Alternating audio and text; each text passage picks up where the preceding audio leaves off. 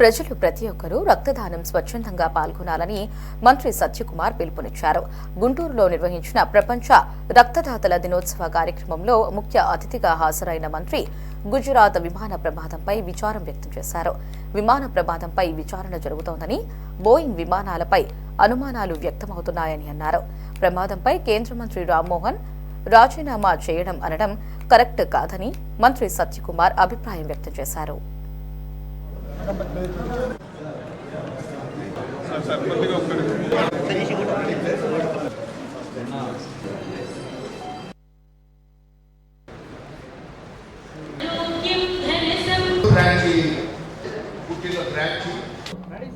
World blood donors day సందర్భంగా, ప్రపంచ రక్తదాతల దినోత్సవం సందర్భంగా శుభాకాంక్షలు.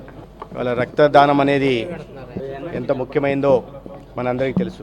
కార్ల్ ల్యాండర్స్టైన్ అనే ఒక సైంటిస్ట్ ఎవరైతే ఈ రక్తంలో గ్రూపులను కనుక్కున్నారో 1868 జూన్ 14 వారు జన్మించారు.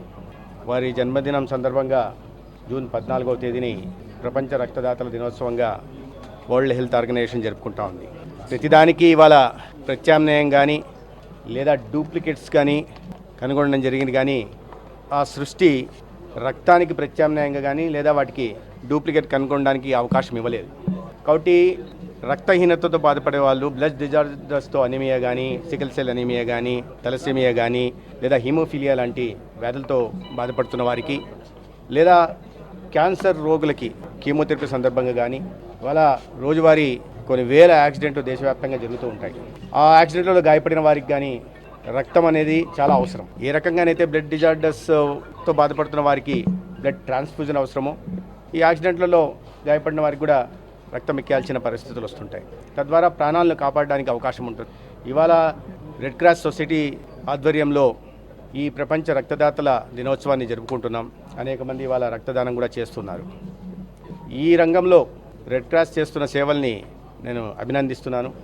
రాష్ట్రంలో 231 బ్లడ్ సెంటర్స్ ఉంటే దాంట్లో ప్రభుత్వం వైపు నుంచి 52, ఎన్జిఓల ద్వారా ఒక 79, ప్రైవేటు రంగంలో ఒక 80 ఉంటే రెడ్ క్రాస్ ఒక 20 బ్లడ్ సెంటర్లను నడుపుతూ ఉంది. దాదాపు 7 బ్లడ్ సెంటర్లో బ్లడ్ ట్రాన్స్ఫ్యూషన్ కూడా చేస్తూ ఉంది. ఈ రోజు మన రాష్ట్రంలో సంవత్సరానికి 5,40,30,000 దాకా 5,33,000 యూనిట్స్ అవసరమైతే దాంట్లో సంవత్సరానికి 1,10,000 రెడ్ క్రాస్ సంస్థనే సేకరిస్తూ ఉంది. వాలంటీర్స్ ద్వారా, ముందుకు వస్తున్న రక్తదాతల ద్వారా. అంటే దాదాపు 20% రక్త సేకరణ రెడ్ క్రాస్ ద్వారా జరుగుతుందంటే రెడ్ క్రాస్ ఈ రంగంలో చేస్తున్న సేవలను మనం ప్రత్యేకంగా గుర్తించాల్సిన అవసరం ఉంది. ప్రభుత్వ పరంగా చర్యలు చేపడుతున్నప్పటికీ అనేక ఎన్జిఓలు, ఇటువంటి సంస్థలు కూడా ఈ విషయంలో ముందుకు రావాల్సిన అవసరం ఉంది. ఒక యూనిట్ రక్తం 3 ప్రాణాలని కాపాడుతుంది. వాస్తవానికి మన దేశంలో 1,46,00,000 యూనిట్లు అవసరమైతే వార్షిక సంవత్సరానికి ఇంకా 10 లక్షల యూనిట్లు మనం తక్కువ పడి ఉన్నాం. మన రాష్ట్రంలో కావాల్సిన 5,33,000 ఉంటే 7 లక్షల యూనిట్ దాకా సేకరిస్తున్నాం. దాన్ని కాస్త 10 లక్షల దాకా తీసుకెళ్లాలనే ప్రయత్నం మనం చేస్తున్నాం. మన రాష్ట్రంలో కాస్త అవగాహన ఎక్కువ ఉంది. ఎన్జిఓలు కూడా కాస్త వాటి భాగస్వామ్యం వహిస్తున్నాయి. ప్రజల్లో కూడా అవగాహన, వాలంటీర్లు కూడా ముందుకు వస్తున్నాయి. కాబట్టి సేకరణ మన రాష్ట్రంలో కాస్త ఎక్కువ జరుగుతూ ఉంది. కానీ దేశంలో మనకు కావాల్సిన వాటికన్నా 10 లక్షల యూనిట్లు తక్కువగా లభిస్తూ ఉంది.